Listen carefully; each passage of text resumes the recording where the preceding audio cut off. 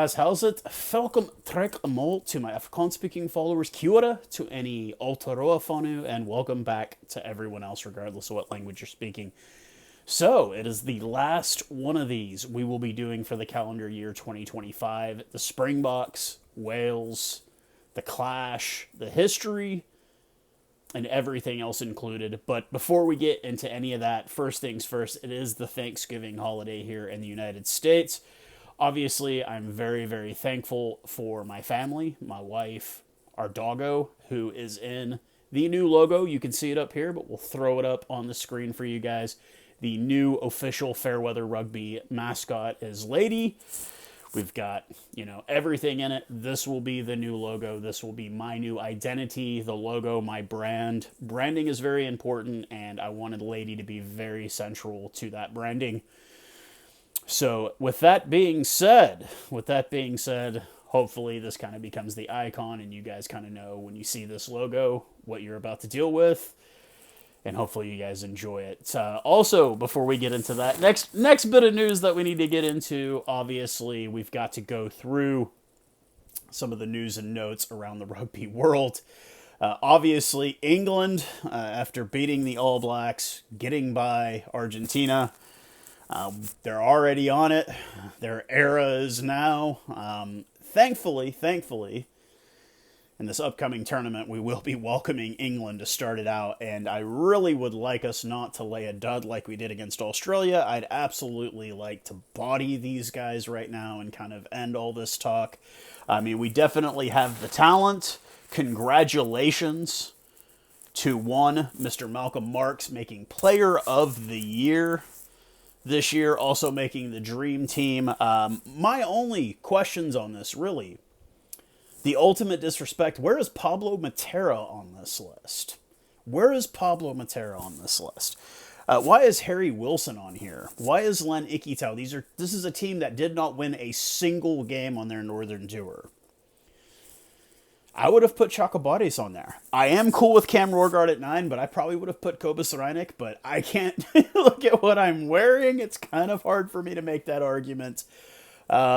Breakthrough Player of the Year. Unfortunately, not going to the most sus player in English rugby since Fuckboy Farrell. We'll throw that nice little image right there for everyone. Yeah.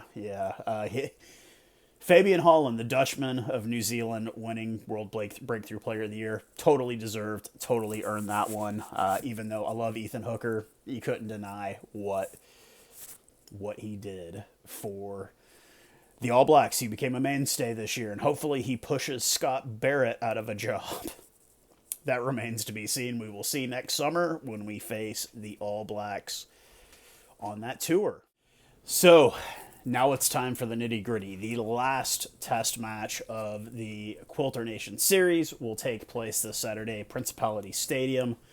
Wales, the Springboks, two teams whose years have been the exact polar opposite of each other. The Springboks, only 2 solitary losses on the year, an absolutely terrible showing at Ellis Park, and a barely loss at Eden Park. Now, Wales, on the other hand, let's go ahead and break out a calculator to count up how many. One win on the year against Japan a few weeks ago, and it was a squeaker. Now, the positives for Wales, joining an illustrious thing for a hat trick against the All Blacks. Granted, the All Blacks did double up the score 52-26 against Wales last week. And a year that a lot of people are questioning Razor Robertson. Already, the Kiwi media already kind of starting to rip into the whole situation there.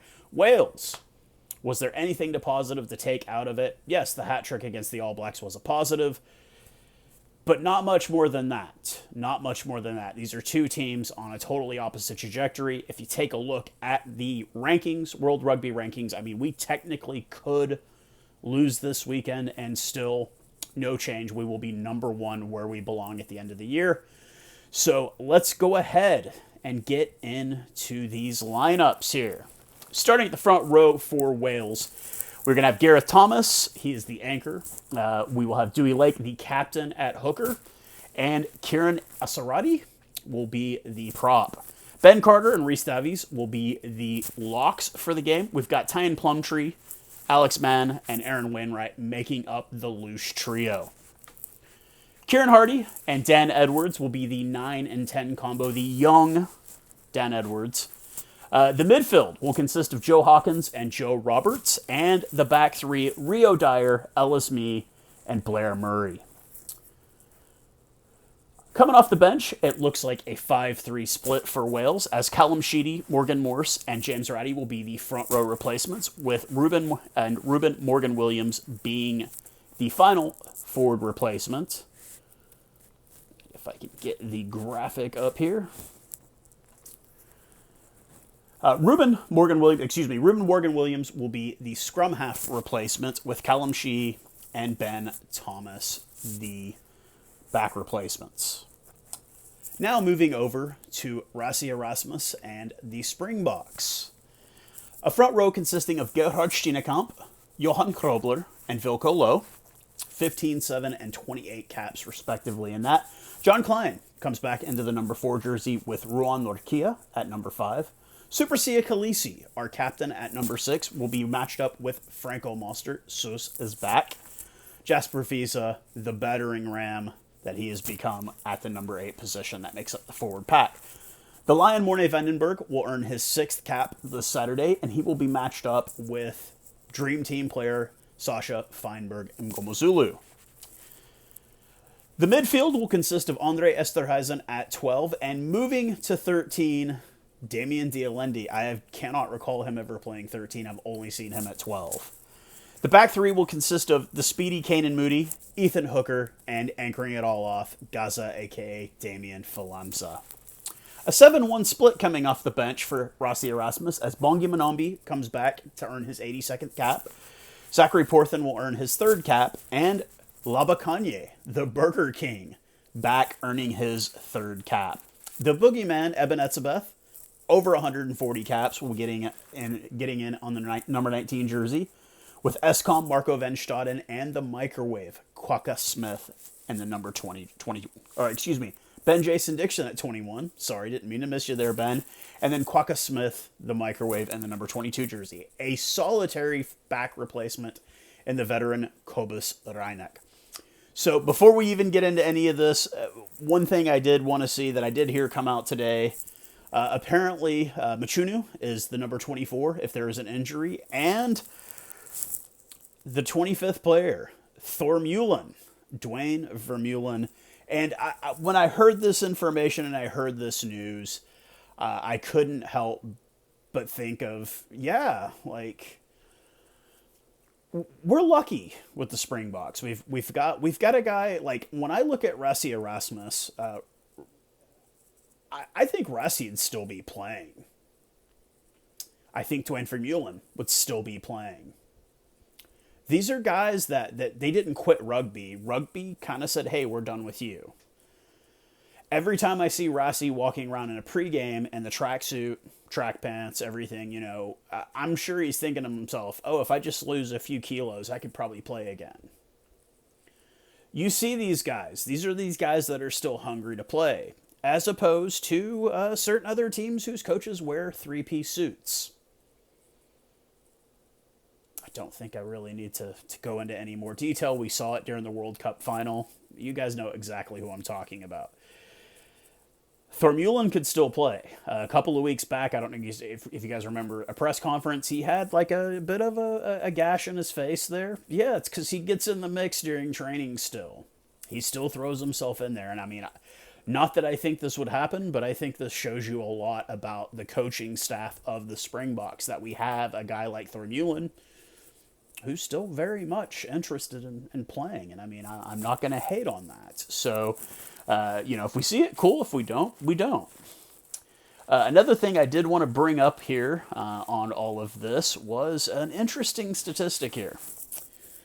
The entirety of Wales' 23-man squad that they have dressed for this game has a grand total of 306 caps. If you take Sia, Damien, and Eben, we have 338 caps in 3 players.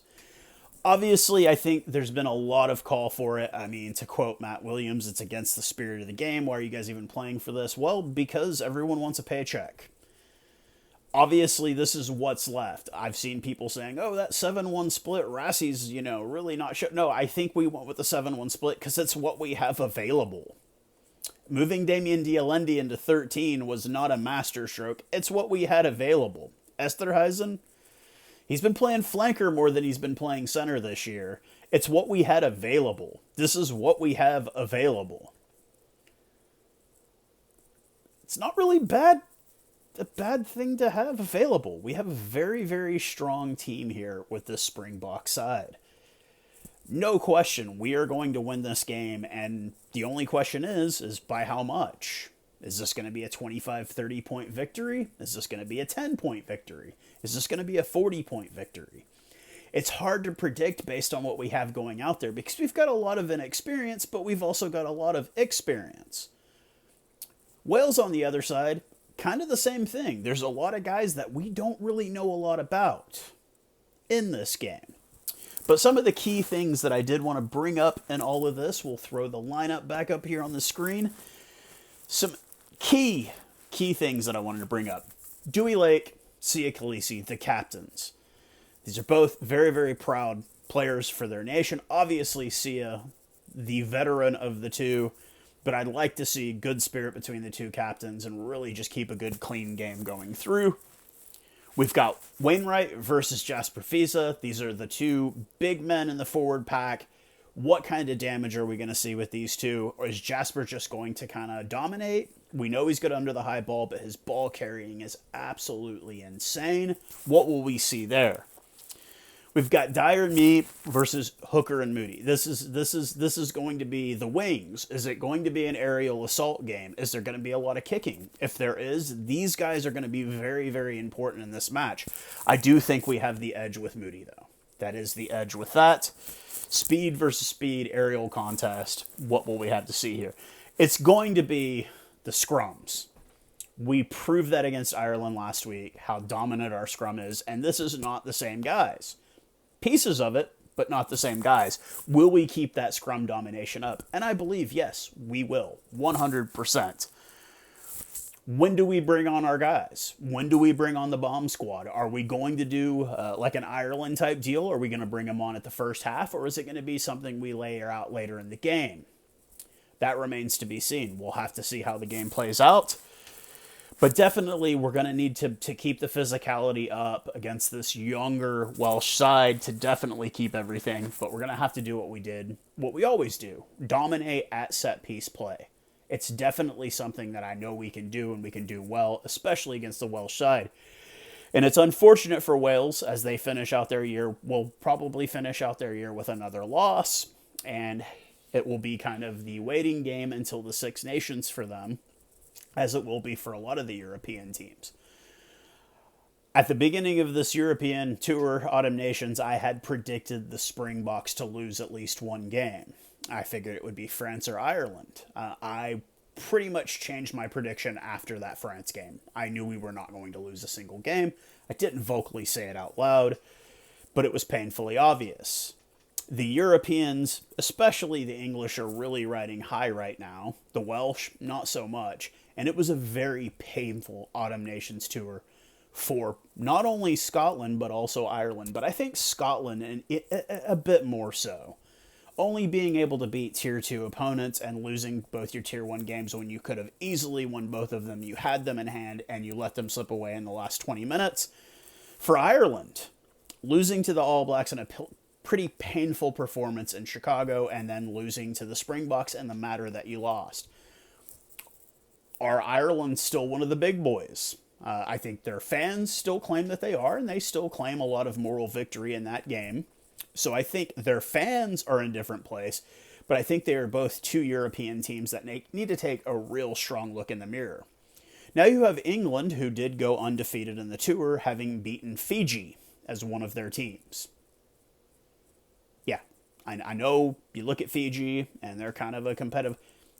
They're not a big boy. They're a great team, fun. They do occasionally punch above their weight, knock out the bigger teams, and they are looked at as a Tier 1 team alongside Japan. But you really, England, you beat Fiji. You didn't really play the big boys. You didn't play us. You didn't play us, but we'll get to see that next year on that, and we'll settle some of these things that need to be settled. But I think that obviously it was not really a fruitful tour for teams like Ireland or Scotland and a team like Wales, who has, only got the one win against Japan.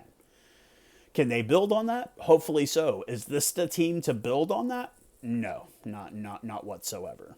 So my prediction is a comfortable 20 to 30 point win. It might even be higher than that, based on what I see, based on what we have, based on what we've been seeing. This should pose no. These guys are nothing more than a speed bump in the car park. With that being said, thank you guys once again. I will be doing a post-game video. Once again, the studio will continue to get worked on here as we got a shed up. We're going to start moving everything out. I'll get everything kind of set up, get my old setup, get my microphone, get my headset, get all that stuff set up. But it's been really great talking to you guys, and I will talk to you guys again very soon. Cheers, guys.